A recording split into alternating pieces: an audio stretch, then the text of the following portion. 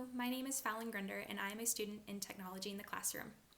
Throughout the last couple of weeks of working on the virtual lesson project, I learned a lot about the value of technology when creating a flipped lesson.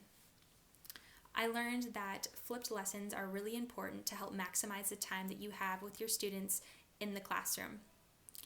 In my future classroom, I will definitely be implementing flipped lessons into my material and into my content because I really want to have the time to have my students engage in hands-on activities, discussion, and collaborative work. So I think that flipped lessons can really be a perfect way to maximize the time that I have in class with my students. So I also think that it was a really valuable skill to learn how to apply captions to my videos. I really want my future classroom to be an inclusive and accessible place.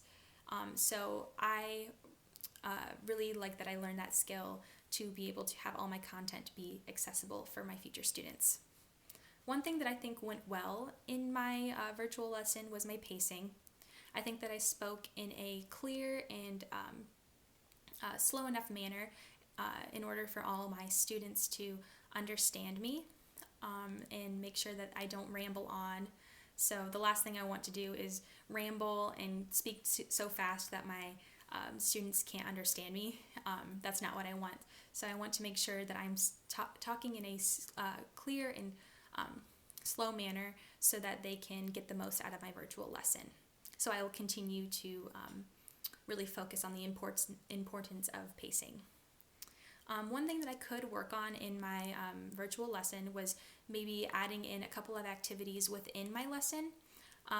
The only thing that I worry about is having my students kind of check out throughout the entire lesson and then check back in to do the Google form quiz. So I think that it's really important for me to maybe add a couple of activities sprinkled within my lesson so that my students can build understanding and I can make sure that they're engaging with my lesson throughout its duration. So one thing that I really enjoyed about both of my peers' virtual lessons is that they both had activities within their lessons. So both Lunky and Jave had activities such as answering a Google form question within the lesson or working through complete sentence structure activities with the students that they were presenting to, or telling the students to grab a pen and pencil, a pen and paper, and work out the structure of a complete sentence as she was presenting the material. And I also liked how Jave made real life connections to increase the amount of understandings that students would have for understanding the electron cloud. The electron cloud is a pretty complex concept, so I like that he connected it to the water wave so that students could have a real life connection and help them grasp that concept.